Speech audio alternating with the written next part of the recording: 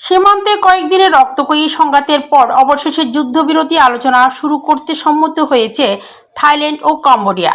শনিবার ২৬ জুলাই দুই দেশের পক্ষ থেকে একযোগে এই ঘোষণা দেওয়া হয়। এছাড়া বিষয়টি নিশ্চিত করেছেন মার্কিন প্রেসিডেন্ট ডোনাল্ড ট্রাম্পও।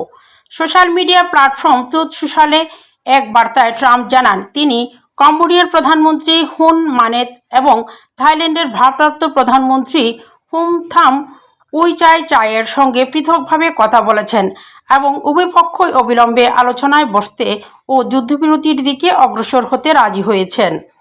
ট্রাম্প জানান, তিনি দুই নেতাকেই সতর্ক করে বলেছেন, যদি সীমান্তে প্রাণঘাতী সংঘর্ষ চলতে থাকে তবে যুক্তরাষ্ট্রের সঙ্গে কোনো বাণিজ্য চুক্তি করা হবে না। ট্রুথ সোশ্যালে ট্রাম্প লিখেন, তারা সম্মত হয়েছে দ্রুত সাক্ষাৎ করতে, সেই সাথে যুদ্ধবিরতি সর্বোপরি শান্তি অর্জনের জন্য কাজ করতে।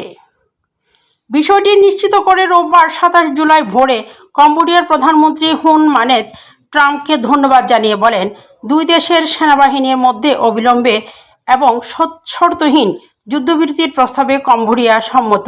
পাশাপাশি থাইল্যান্ডের পররাষ্ট্র মন্ত্রণালয় থেকে দেওয়া এক বিবৃতিতে বলা হয়, কম্বোডিয়ার পক্ষ থেকে আন্তরিক উদ্যোগ দেখতে চায় থাইল্যান্ড। এদিকে যুদ্ধবিরতি কার্যকরে উভয় পক্ষের ইতিবাচক অগ্রগতিকে স্বস্তির বাতাস বইতে শুরু করেছে দুই দেশের সীমান্ত এলাকার মানুষের মাঝে।